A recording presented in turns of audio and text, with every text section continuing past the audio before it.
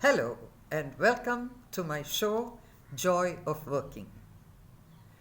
I'm Chaya Srivatsa sharing with you the different roles I played over the last 50 years. I'm now going on to tell you about my new role. I grew up in Mysore and after nearly 40 odd years, I had to go back there. And how? This was the new direction that my Swamiji gave me. He said, go to Mysore. And there I found my Ayatanam abode. Yes, this was with a Chatralaya, a free student home for underprivileged girls, which had been started by AIM for Seva, All India Movement for Seva, initiated by Swami Dayananda Saraswati Swamiji. They were starting this Chatralaya in Mysore, and Swamiji asked me to go there, and I came to Mysore. Well, 40 little girls, this was in 2006.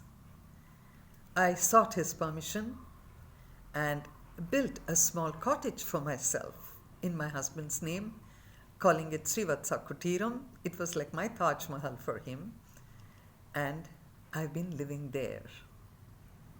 I don't have any responsibility or any kind of role description there it's an ashram.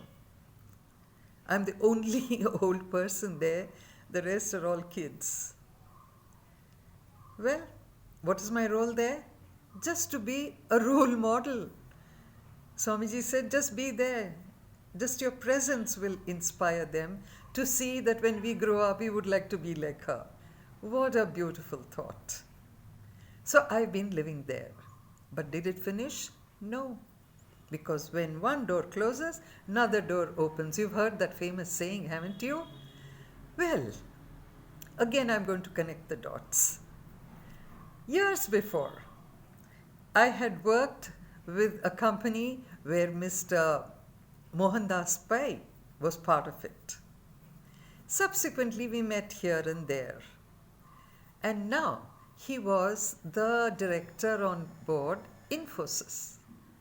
And I found that the Infosys training and also the delivery offices were just behind the ashram where I was living. So I just casually sent him an email saying, hi Mohan, I'm your neighbor. Look how everything fits in. He, a man who travels a lot, happened to be in Mysore that day, and he answers his email very fast. He wrote back and said, come and meet me at 1:30. Okay. So I went to meet him at Infosys where the security restrictions are so tight, but for me it was just an easy walk in because the director HR has called me.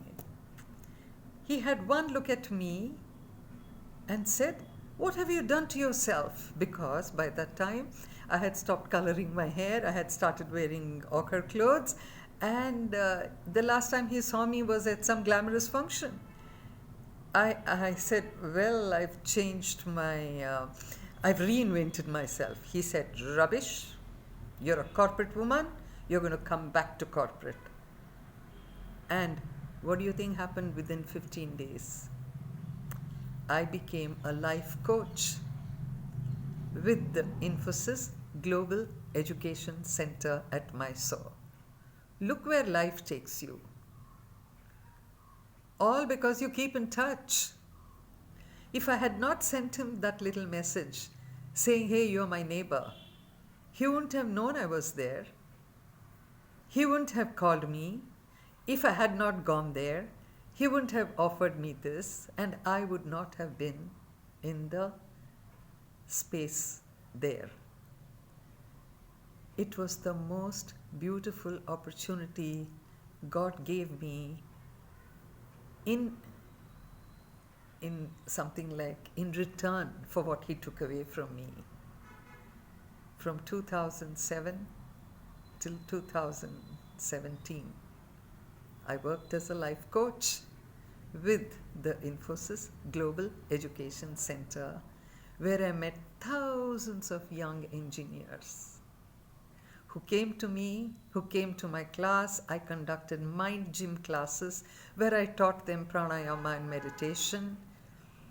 I did what I call PEP, Personal Enhancement Program, where I just did a whole lot of weekly classes on things like how to handle failure, how to bond with your parents, how to get over anger, things like life skills.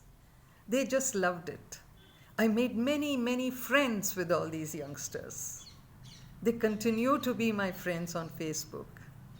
Many of them have hosted me all over the world. When I travel, I write about it on Facebook, and they jump in and say, "Hey ma'am, I'm here. Don't forget to meet me." And they would come and meet me. They would take me out. Some of them hosted me in their homes. This was the best, I won't call it job, this was the best opportunity I got in the corporate sector. And I have a very big thank you to tell Mr. Mohandas Pai, who brought me. He said, "I want you to be an ATM, all-time mother to all these youngsters, because they come here with many, many stress factors, as the course is very tough." I learnt there hands-on, because I'm not a certified life coach. I'm not from psychology background. It's just that life has taught me a lot of things, and I have been able to transfer that knowledge about life skills to people who are wanting to learn it, willing to learn it, waiting to learn it.